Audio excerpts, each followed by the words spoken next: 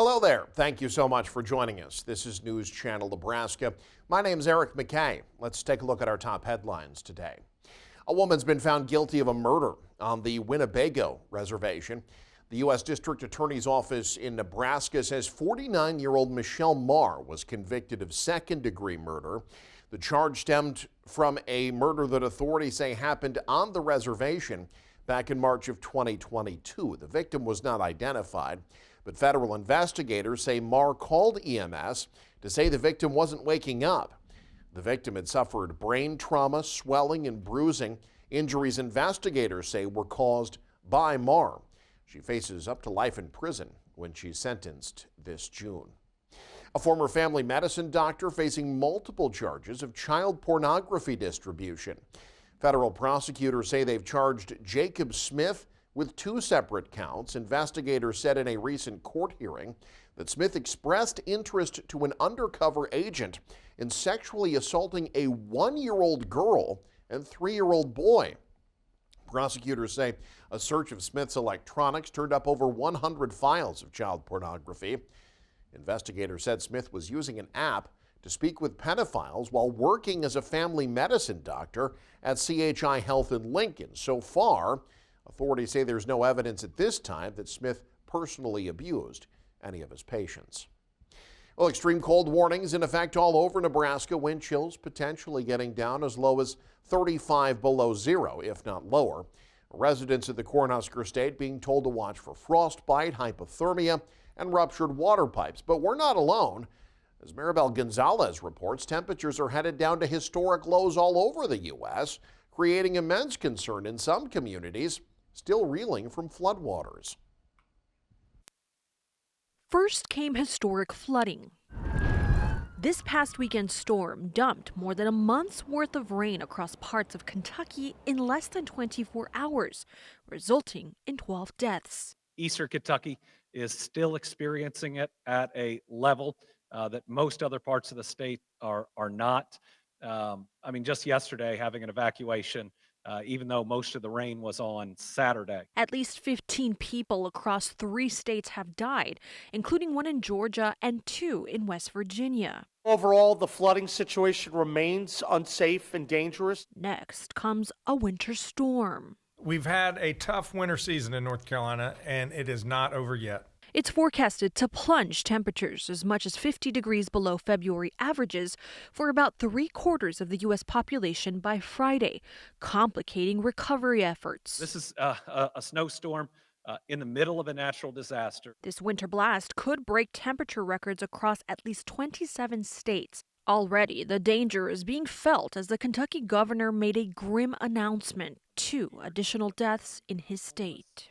Both appear to have died by hypothermia. So that should tell all of us that the weather conditions are as dangerous as that water is. In the northern plains, wind chills could drop to 60 degrees below zero, risking frostbite within minutes of exposure. I'm Maribel Gonzalez reporting. Snow and dangerously cold conditions dominating Nebraska. The Crossroads Mission Avenue among the facilities working around the clock to provide shelter and a sense of community to those in need. The organization has facilities in Hastings, Kearney, and Grand Island. And this winter, they say they've seen an increase in people seeking shelter, almost 200 people currently in their facilities. Executive Director Daniel Buller says providing emergency shelter on dangerously cold days is one of the most important things their organization does. During times like this, people just want to be sure that they're safe. And so we've experienced law enforcement bringing people in off of the streets. And of course, safety just being the main concern for everybody. And during these times, we don't turn anyone away. Buller added that Crossroads isn't just a temporary solution. He says their personal resilience program offers long-term support to help people get back on their feet. Crossroads encouraging the public to help by directing anyone in need of shelter to their facilities.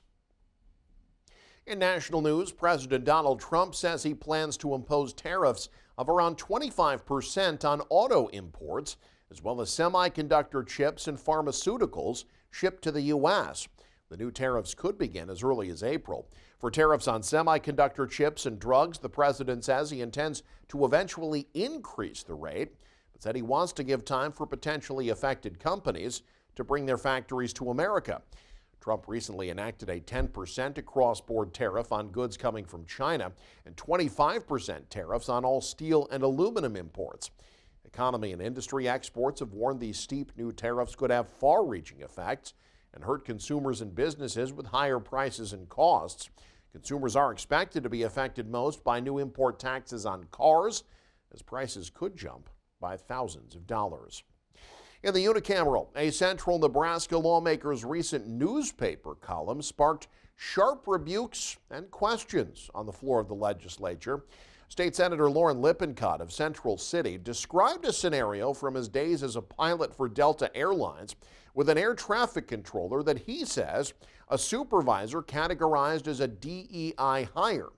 Lippincott said he'd seen a decrease in quality in air traffic controllers since 2009, even implying that previous FAA head Keith Washington got his job because of the, quote, high amount of melanin in his skin, end quote. That drew a response from lawmakers on the legislative floor Monday, some of whom addressed him directly. And reading that particular article, I found out that my melanin put me in a category where I might not be respected. Now, that's nothing new to me. I've born and raised in North Carolina. I've come through a lot of things. But as I read that particular article and I toned in on some of the words that were spoken, the DEI really means division, exclusion, and ineptitude. Ineptitude.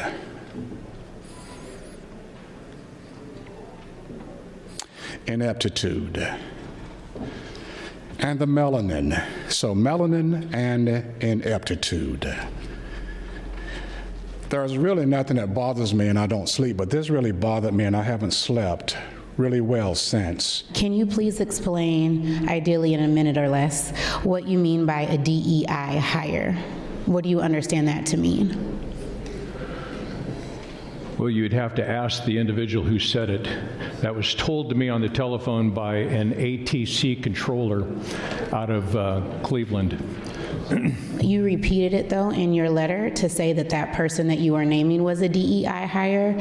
So are you saying that someone said something to you, you repeated it, and you don't know what it means? What he inferred is that individual was not doing a very good job. And so that's what you understand to be a DEI hire to mean, is someone that does not do a very good job. In this case, he was hired, but he apparently was not qualified for the job he was doing. So a DEI hire means someone is hired and not qualified for the job that they're doing. In this particular instance, that's what that individual meant.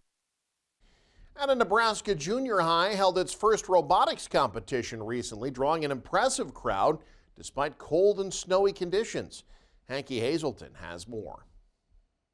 We teach a lot of communication, problem solving, teamwork skills. This is the culmination of all of that. From start to finish, they usually start with designing a base, wheels, motors, and they start by coding that. Real basic project. After that, the kids just take off problem solving. Like, we got rings over there. How do we pick those rings up? How do we put them on posts? Those are all things that the kids have to work through and problem solve. VEX robotics and materials can be quite expensive and harder for smaller schools to compete with the bigger competition.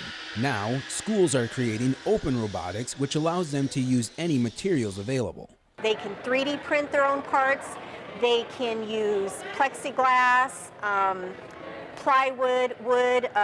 They can go to Menards and buy anything they want, or if they're just in their garage or here at school, anything that they can see or find that they can use to include on their robot, they are more than welcome to use that. To advance in the robotics competition and be competitive, teams have to pass and score a number of points. The idea is not to sabotage your opponent, but to really work on your own, I guess, and score as much as you can. So there's different tasks, different scoring. So advancing is just a matter of gaining as many points as you can, and the rings are scored linearly, 1 point, 2 point, 3 point. Then we have doublers. If you put a ring in a certain spot in your color, all your points on a certain stake double. So those rings are now worth 2. It all kind of adds up together. At the end of each competition, judges look at the average team's qualifying rounds. Whoever has the most ranked points will be made into a 4-team alliance. At the end of the season, like the regular tournament season, there is a final, like a nationals championship in Council Bluffs.